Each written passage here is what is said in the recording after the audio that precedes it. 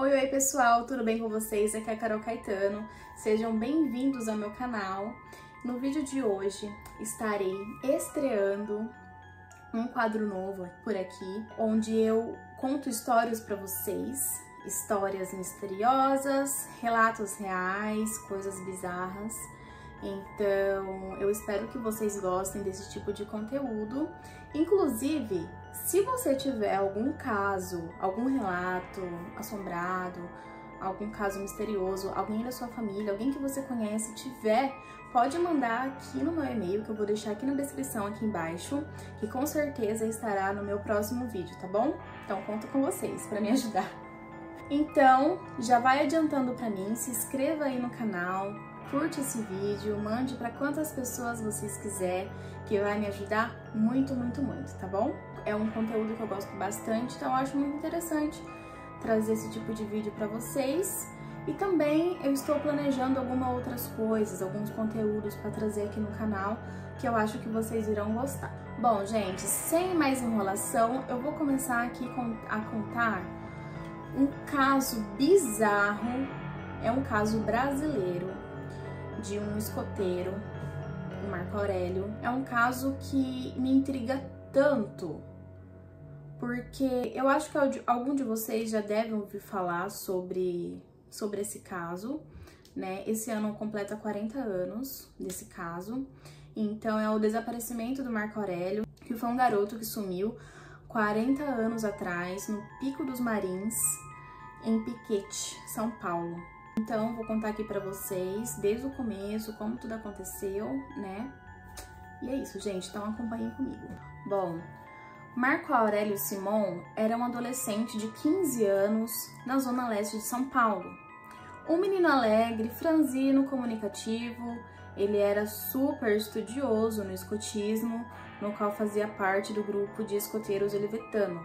Marco Aurélio tem um irmão gêmeo, Marco Antônio Simon, que também era escoteiro. Seu pai, Ivo Simon, que era jornalista e acompanhava os filhos no escotismo, juntamente com a esposa Nelma Bezerra Simon. Marco Aurélio, ele tinha uma deficiência na visão, fazendo enxergar apenas 50%, mas mesmo assim vivia normalmente, segundo o seu pai. No escotismo, há etapas de níveis, né? Que é uma maneira de reunir os membros conforme sua faixa etária e fase de desenvolvimento, que são lobinho dos 7 a 10 anos de idade, escoteiro dos 11 aos 14 anos, sênior dos 15 aos 17 e o pioneiro dos 18 aos 21 anos. E o Marco Aurélio estava muito ansioso para a chegada da sua prova para passar para sênior. Então, o Marco Aurélio, ele era escoteiro, então ele ia fazer a prova para passar para sênior. Numa manhã de junho de 1985, o senhor Ivo Simon levava seu filho Marco Aurélio e o chefe de escoteiro, Juan Céspedes Bernabeu, que no dia anterior dormiu na casa do senhor Ivo, pois morava muito longe. Então, o senhor Ivo levou os dois para o metrô Tatuapé, onde Marco Aurélio e Juan Céspedes encontravam os outros escoteiros para ir até Lorena. Inclusive, tem um documentário onde o senhor Ivo, ele falou que assim que deu um abraço no filho, né, quando ele levou o filho no metrô, ele disse que sentiu que seria a última vez que iria ver o filho. Olha que bizarro. Ele sentiu já que seria o último abraço, sabe? Então, o grupo para ir nessa excursão era formado por um líder, Juan Céspedes Bernabeu, e 4 garotos de 15 anos, que eram o Osvaldo Lobeiro, Ricardo Salvione, Ramatiz Ron e Marco Aurélio.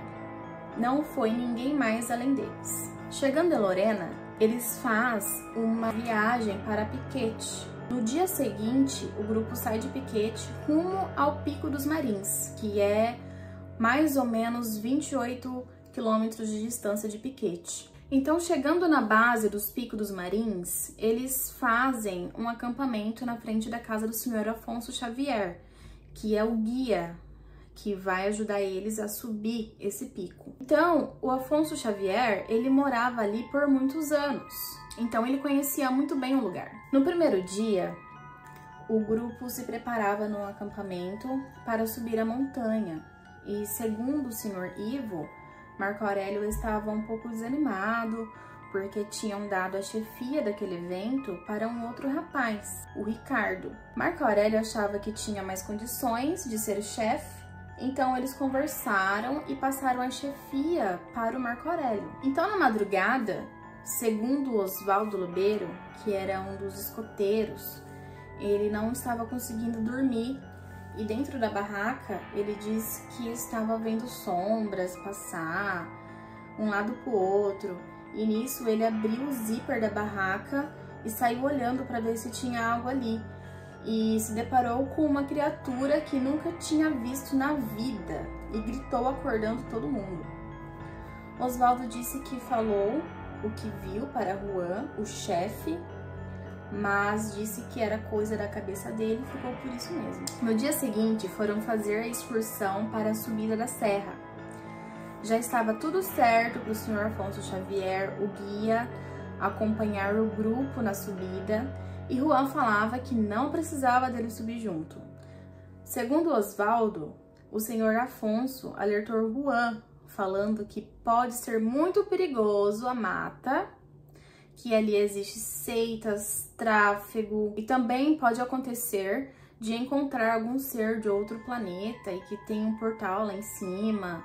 Então, o senhor Afonso alertou muito bem o Juan, falando que essa mata é muito esquisita. É uma mata gigante, gente. Gigante. Então, o que eu não duvido de que pode ter, sim, qualquer coisa lá, qualquer tipo de criatura pode ter nesse lugar. Juan não acreditou em nada disso. E pra polícia, quando aconteceu todo o caso que o Marco Aurélio sumiu, ele disse para a polícia que o senhor Afonso não estava disponível para levar eles até o pico. Por causa disso, ele disse que eles subiram sozinhos. Ele disse que o senhor Afonso não estava disponível, mas ele estava assim, né? Então, vai entender, né? Segundo Oswaldo, ele afirma que no decorrer do trajeto, todos viram um homem alto de chapéu, vestido todo de preto, dizendo para não subir, porque está muito perigoso a mata, e pediu para voltarem. Então, assim, ninguém deram importância a esse comentário, e então eles continuaram a caminhada, olharam para trás e o cara sumiu. Isso foi o que o Oswaldo disse. O Oswaldo é um dos escoteiros, só para vocês lembrarem quem que é. Gente, que bizarro! Tipo, o cara some do nada. E ninguém deu importância a isso. No caminho, aparece um grupo de escoteiros de Lorena, oferecendo para eles irem juntos, e Juan recusa, dizendo que irão sozinhos mesmo. Então, nesses dois pontos, ficou meio incerto, porque o líder Juan, o chefe, não aceitou o guia, senhor Afonso, dizendo que ouviu falar que tinha um compromisso no dia, por isso que não falou para subir com eles, mas tem um depoimento na delegacia dizendo que o guia estava sim à disposição, porque a esposa do Afonso tinha até preparado lanches para ele levar. Então, essa história de que o grupo de escoteiros ofereceram para eles irem junto e Juan recusa, isso é muito esquisito. São vários sinais de que não vai dar certo, sabe? E ninguém prestou atenção, né? Claro, eu sei que pode ser algo que as crianças deveriam estar muito ansiosas para fazer, né? Mas muito estranho. Vamos continuar aqui com a história. Então, assim, os 5 seguiram a subida, sem guia mesmo, sem ninguém. E detalhe, era a primeira vez de todo mundo subindo o Pico dos Marins. Ninguém tinha subido antes. E, no entanto, o senhor Ivo, no documentário, eu assisti tanto documentário, gente, tantos, pra entender, né, a história de como que realmente aconteceu, né? E um dos documentários, o senhor Ivo, né, que é o pai do Marco Aurélio, ele disse que alertou o Juan antes, falando que não é pra subir o Pico dos Marins sem guia. Não era pra subir sem guia. O que aconteceu? Juan decide subir sem guia. Na subida, Eles andaram até 1.600 metros de altitude e um dos garotos, o Osvaldo, enfiou o pé no buraco e machucou. Então ele não conseguia mais continuar a caminhada, então tentaram improvisar uma maca, mas não deu certo. Sendo assim, não dava para continuar a caminhada e dizem que o Marco Aurélio se prontificou para ir buscar socorro. E o líder aceitou que o menino fosse sozinho buscar ajuda, sendo que um líder nunca pode ser separado do grupo. Mas, segundo Juan, Ramatiz se ofereceu para ir na frente. Mas Marco Aurélio, ele era o único mais adiantado, né? Ele era muito esperto. Então ele acabou indo pelo caminho. Falam que ele foi pela esquerda, então ele seguiu esse caminho. Então Marco Aurélio, ele corre para pedir ajuda e ele passa pelo meio de duas pedras. E segundo Osvaldo, o certo era a cada 300 metros ele ia pitando e marcando com um giz. Então teve um momento que Marco Aurélio, ele não respondeu mais, não apitou mais, não marcou mais com giz, não ouviram mais nada. Tipo, o menino simplesmente não deixou mais rastro. Então, a partir do momento que o Marco Aurélio, ele saiu, eles decidiram voltar para a base, carregando o Osvaldo, que estava machucado. A bússola já não estava mais funcionando, e nisso tinha uma bifurcação. E Juan, o chefe, ele disse para pegar a direita. E os garotos falaram, não, Marco Aurélio não foi para a direita, Marco Aurélio foi para a esquerda. E nisso, das 2h30 da tarde, mais ou menos, que tudo isso aconteceu, eles foram chegar no acampamento no outro dia, às 6 horas da manhã. Diz o Osvaldo que eles passaram muito frio, tava chovendo. Gente, imagina, era em junho.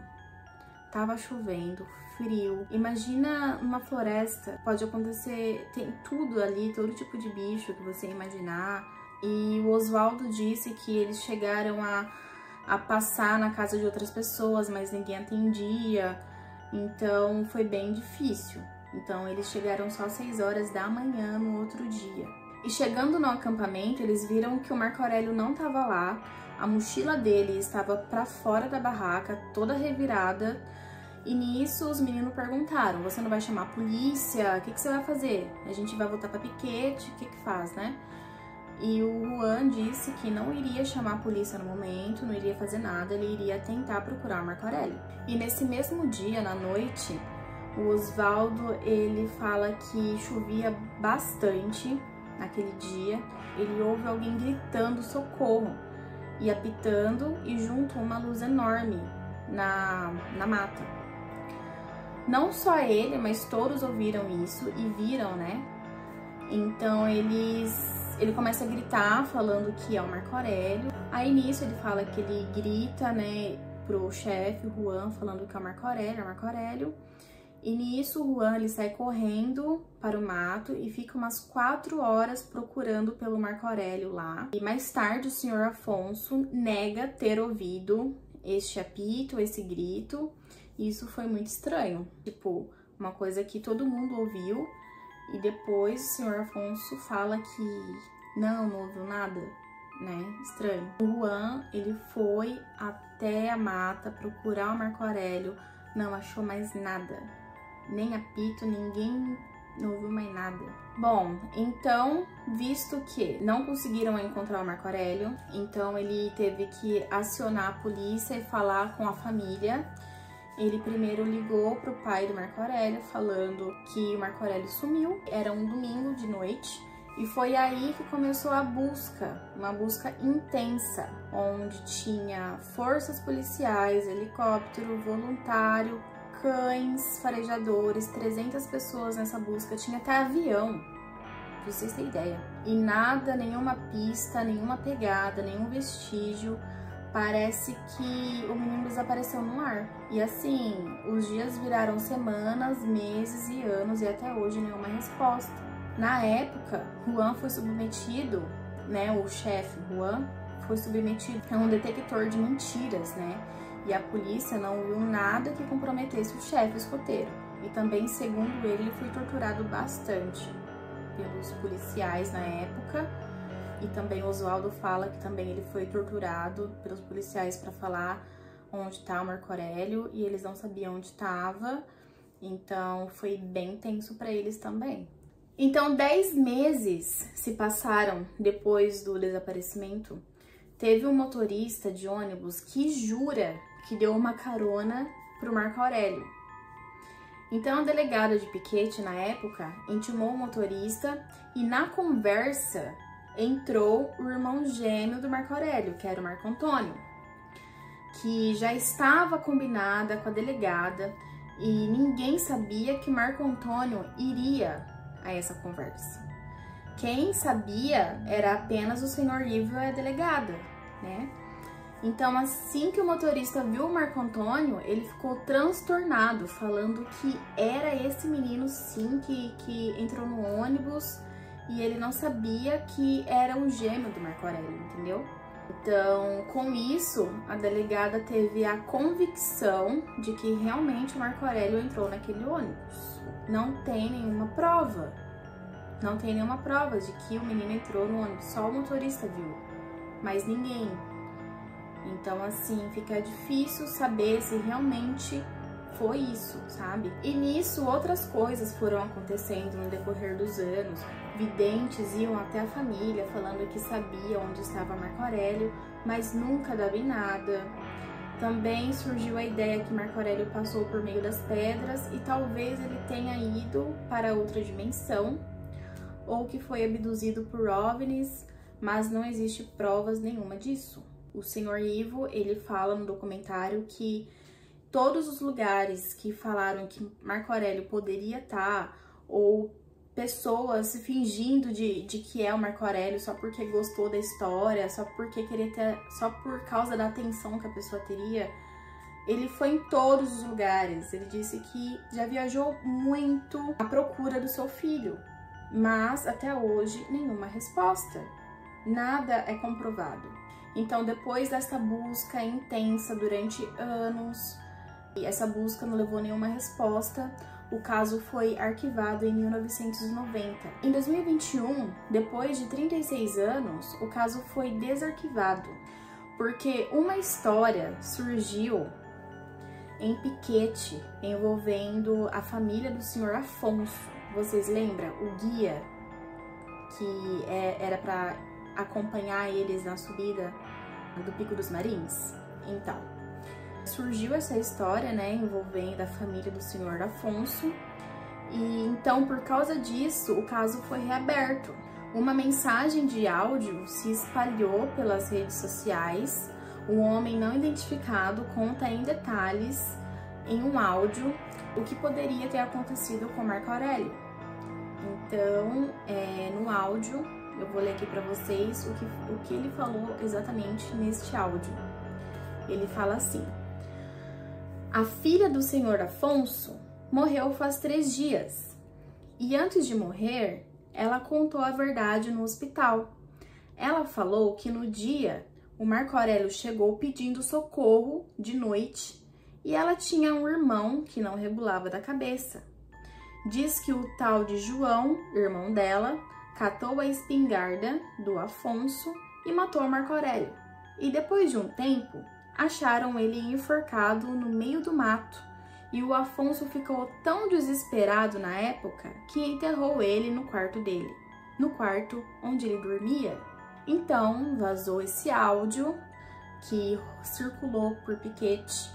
Então foi desarquivado o caso do Marco Aurélio. Então foi toda uma equipe lá investigar se essa história é realmente verdade, né?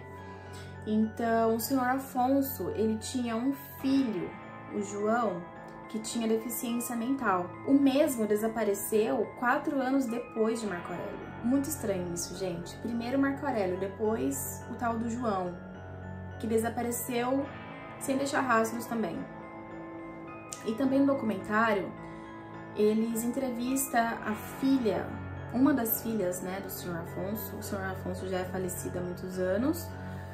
E eles entrevistam, né, uma das filhas dele, e ela fala na entrevista que ela desconfiava que o irmão dela teria sido enterrado por ali no quintal, né, mas acabou não encontrando nada. E ela fala que o pai dela era muito bravo com o irmão, né, algo assim, mas ela não fala nada sobre o caso do Marco Aurélio, não fala sobre o que o pai poderia ter feito, ou o irmão, enfim, não tem nada que comprove isso. Então, por causa dessa história toda, iniciaram uma escavação no terreno do Sr. Afonso. Então, cerca de 30 pessoas, entre policiais, peritos, médicos legistas, policiais militares e ambientais, bombeiros e servidores da prefeitura de Piquete, estiveram empenhados com o objetivo de tentar encontrar algum vestígio do escoteiro desaparecido, né? E como a região é muito grande, surgiu o Instituto de Criminalística, que através de uma proposta, com a utilização de uma inteligência artificial com um drone, para a busca de pontos que possam caracterizar covas com ossos. Então, devido por ser um trabalho profundo, pesado e lento, um caso que aconteceu há 40 anos atrás, então assim, é difícil achar alguma coisa, né? Exige muita análise detalhada e não encontraram até o momento nenhum osso, nenhum fio de cabelo e a família continua até hoje buscando uma resposta. O menino sumiu, não deixou rastro, desapareceu e sempre que eu vejo essa história eu fico chocada. Como pode uma pessoa sumir desse jeito, gente? Ele simplesmente desapareceu, não deixou um fio de cabelo, não achou nada, não acharam nada. Me conta aqui, gente, deixa aqui no comentário pra mim que eu vou ler todos. Me conta, o que você acha que aconteceu com o Marco Aurélio? Porque, gente, é tanta bizarrice que é meio difícil, tipo assim, a gente sabe que foi um caso real, saiu o jornal, gente, é realmente um caso real. Mas assim, parece que é meio que impossível uma pessoa sumir desse jeito. Então, conta pra mim, gente, o que vocês acham? Deixa aqui no comentário. Conta pra mim também o que você achou desse caso, esse caso bizarro de 40 anos atrás. Me conta se vocês gostaram desse tipo de formato de vídeo. Eu vou ficar muito feliz se vocês deixar para mim algum comentário. Não esqueça, mais uma vez, se você tiver algum relato, alguém da sua família, alguém que você conhece, algum relato sobrenatural, algum mistério, manda para mim no e-mail que eu vou deixar na descrição. Se você quiser que o seu relato seja contado, por favor, manda para mim, que eu irei ler com certeza. Bom, gente, muito obrigada por assistir até aqui. Espero que vocês tenham gostado. Até o próximo vídeo. Tchau, tchau!